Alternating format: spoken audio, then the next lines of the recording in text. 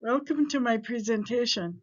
My name is DaleMueller. I'm a full professor in the School of Nursing at California State University, Dominguez Hills, in California, United States of America. Most of the classes I teach are management and leadership with a public policy component. And the idea of policy or being able to interact with legislators and other policymakers are often a very brand new idea to many of my students, although the voting age in the United States is 18. Most of my students are in their 30s or 40s coming back for an advanced degree. So I feel it's important to be able to role model for them in terms of how they can employ their knowledge and leadership skills to impact public policy. So I'd like to present a case study where I had an opportunity to fulfill a leadership role to enable some very important legislation in California. I'd like to provide a little bit of background about California demographics and our public mental health system. When I say public, I mean services that are funded by the state and partially by the federal government. We also have a private mental health system paid for by private insurance or out of pocket. So in this presentation, I'm really referring to the more vulnerable populations that rely on state funding and federal access fundings for their services.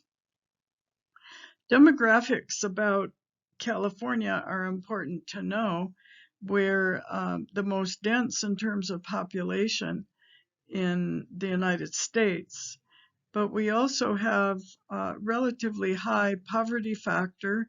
The most recent census shows 11% live in poverty. We also are a very diverse population, where what politicians call a minority majority state, where 39% are Latino, 41% white, 15% Asian, and many also identify themselves on the most recent census as mixed race. The most significant, aside from the many cultures and backgrounds that we have in California, are a statistic that says 43% of our population speak a language other than English in the home. Why this is important is because if the language other than English is their native language, for mental health services, it's been well documented in the literature that the primary language is the one that individuals use most often for dreams, also imagery, re-experiencing trauma, and many other experiences in their life. It's usually not the second language. So the primary language is important in mental health treatment, given that the pairing between the consumer and the counselor should have a good match in terms of linguistic and cultural backgrounds. Demographically, we also have two most vulnerable populations, the over 65-year-olds and the under 18-year-olds. The over 65, it's generally known that that age group is the largest consumer of health services in general. But the under 18 in mental health services is also important to note in terms of early identification and intervention. My own leadership opportunity for this particular case study was as an appointee to the California Behavioral Health Planning Council. That's operated through the Department of Healthcare Services, a state of California department. And it's a mandated committee for states that receive federal funding as part of their public mental health system monies that often are matched between federal and state contributions. The importance of the Planning Council in every state, not only California, is to provide oversight regarding policy in the public mental health system. I've been an appointee on the council for many years, and oftentimes of the 33-member council, I was the only nurse. Occasionally there'd be two nurses, but most often I'm the only one, which illustrates opportunities for nurses that are often unfulfilled. So I try to provide a role model of things that nurses can do. Most recently, I was the chair of a subcommittee, the Workforce and Employment Committee, where the charge is to make sure that the public mental health system has the capacity to provide services, and if there are gaps in capacity, what can be done in terms of training, hiring, and workforce retention. So one of the topics that came to our committee during the period that I served as chair was opportunities to advance yet again, because this had been tried and rejected, unfortunately, over the years, an opportunity to try once again to provide certification for peer services. Peers are persons with lived experience as consumers and family members or caretakers of individuals living with mental illness. Their experiences make peer specialists invaluable members of a service team. Employment and certification simultaneously bridge the gap between those that need it and those who can best provide it, while reinforcing the peer provider's own wellness and sense of purpose. The history of advocacy and reasons for rejection are multiple. We in California have not had a clear outline of training and certification that training institutions, like private organizations and or colleges or any place where training for certification takes place within the mental health system, there has not been clear agreement on what everybody should be doing. So they're all consistent with the training. One of the other reasons for rejection of this idea over the years had to do with the strength of the licensed mental health care providers within the system. There was great resistance to allowing peers who have only a certification that includes code of ethics and things like that, versus their formal academic training, which oftentimes is 4 to 6 years or more. So there was great tension between these two schools of thought. So I had the opportunity to collaborate with many advocacy groups so we could get peer specialist certification enacted into law.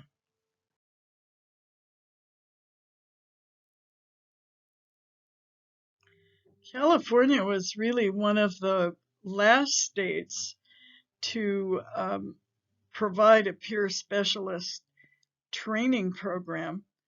and commensurate funding for paid positions within the mental health system. You can see in the dark blue states that had already accepted peer certification as a provider in their mental health system. The lighter blue are states that are in process. So California, you see, is one of the few that are totally blank. Had much resistance to the idea over the years. So, and as I mentioned, this had to do with some of the resistance of the very strong organizations of licensed mental health professionals to protect their territory, where territoriality in terms of treatment is not unusual, but coming together in a collaborative way is much better for the common good.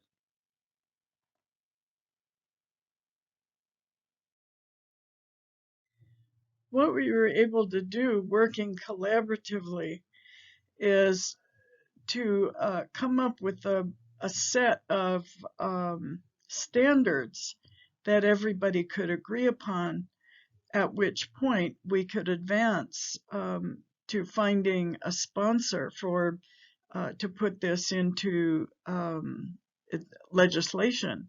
So what we were able to do, and I have some of the footnotes here documenting the effectiveness of peer specialist services, and also a fact sheet regarding the advocacy that we finally put together regarding standards for training and supervision, standards for earning a credential, who can qualify. There are opportunities for continuing education and recertification. There's also one of the most wonderful inclusions of the peer support specialist, as it came to be called, the peer support specialist role, is that it established a paid position within the current mental health system. So organizations could bill for services, because prior to that, peer services were done on a volunteer basis, and there was no clear career ladder unless the person providing peer services wanted to go back to school and earn an advanced degree. Oftentimes, that's really not the goal of that individual providing peer services. So this legislation allowed them to not only meet their own career goals, but provided a career ladder for them in a paid position within the mental health system. I'm including this slide to illustrate the complexity of how legislation comes about. It's a pretty routine process, but you can see in the lower left where an idea comes about, which is what all the organizations that we were able to find some common ground. All of the organizations had ideas, but there are many steps in finding legislative sponsorship to make that become an actual law, where both houses of the California government legislature will agree and the governor signs it into law. And that actually did happen in this case, which is such a bountiful and marvelous outcome.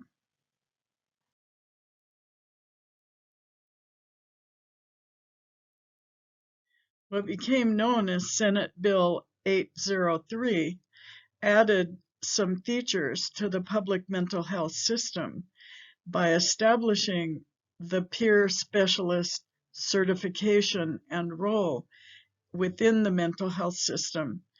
The bill is known now as the Peer Support Specialist Certification Program Act of 2020. And it specifies that the components will be put into place by July of 2022, which is just around the corner. Some of the components are that the certification is validated now in law, that it can increase the diversity and effectiveness of the behavioral health workforce by allowing peers who have common language and many other commonalities with the individuals that they will be serving. That really enhances the potential for resilience and recovery for all of the parties involved. Components of the certification curriculum and the core competencies are defined in the Senate bill. So to be able to, for an organization to be able to run a certification program, they now are standardized, and core competencies upon earning the certification now need to be demonstrated. This bill also establishes a code of ethics for peer support specialists and the program itself. And it also establishes appropriate billing codes to ensure reimbursement for services. So there should be no barriers to hiring peer specialists, because organizations now can be reimbursed, and peer specialists now no longer have to serve on only a volunteer basis. There's an opportunity for a career ladder if anyone so chooses to advance in terms of leadership within the mental health system.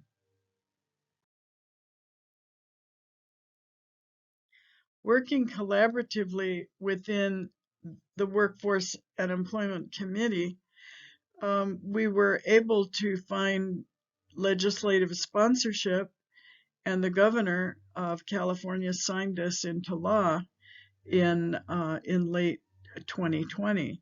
So this is really a victory for peer support specialists and consumers alike, and I'm happy to present this to you. On the slide, you'll see an opportunity to contact me should you like more information or you'd like to dialogue about your own journey in terms of nursing leadership.